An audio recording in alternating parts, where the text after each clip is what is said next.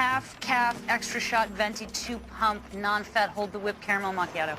Coffee has become such an integral part of our daily lives that many of us are accustomed to having a cup of coffee right after we wake up before we head out for work or to the gym, or just feel the kick of caffeine when it gets difficult to keep focus. In fact, coffee is the only beverage in the world to surpass a consumption rate of over 2 billion cups. Now that's a lot of coffee, but how did we as a generation come to this? Was coffee always a drink that everyone liked, and how was it found? The history of coffee dates back to the 15th century. According to oral traditions in modern day Ethiopia, Sufi monasteries used and consumed it as an aid to concentration during prayers. Its effects were so prominent that it caught attention in Persia, which led to its distribution through commercial Mediterranean trade routes. By the mid-17th century, it reached India and the East Indies, and then to Eastern Asia. Although East Asia was not fond of coffee, as they mainly drank herbal teas, the rest of the world grappled its way to creating a new era of consuming a beverage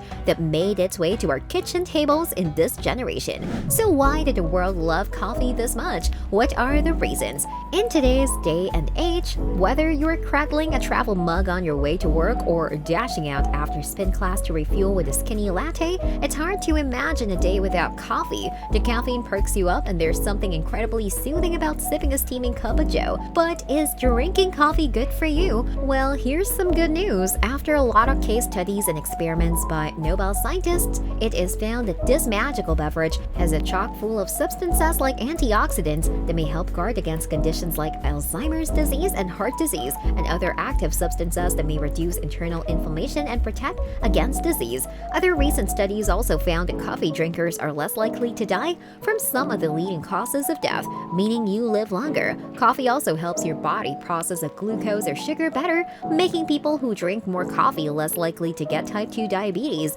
But when it comes to coffee, caffeine is the first thing that comes to mind. There have been many myths and misconceptions that keep caffeine on the bad side. Some say that caffeine is addictive as it acts as a stimulant to the central nervous system, but caffeine doesn't threaten your physical, social, or economic health the way addictive drugs do. But if you stop drinking coffee for a while, you may have symptoms like a headache, anxiety, irritability, and more for a day or two. Some myths also claim that caffeine can likely cause insomnia. Though our body quickly absorbs caffeine, it also gets rid of it quickly, so you may have a cup or two in the morning, but it won't interfere with sleep at night. Another myth is that caffeine could increase your risk of getting osteoporosis, heart disease, or even cancer. But if you consume moderate amounts of caffeine, which amounts to about 300 milligrams, it can cause no harm in most healthy adults. So when would you like to get your coffee served? There are certain times that are best for coffee consumption.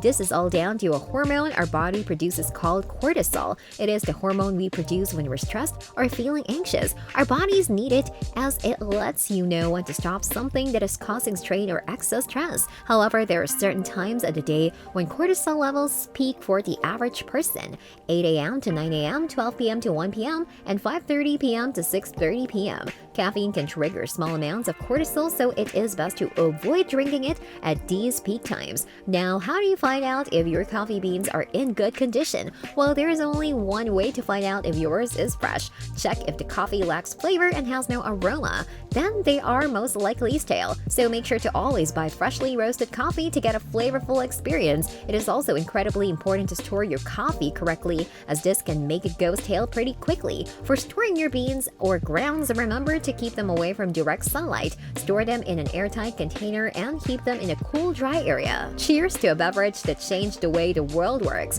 Did you like the video? Give it a like. Do share it with your friends. Don't keep this interesting video to yourself. For more videos, you can click on the bell icon so you'll get notified when we're out with a new video.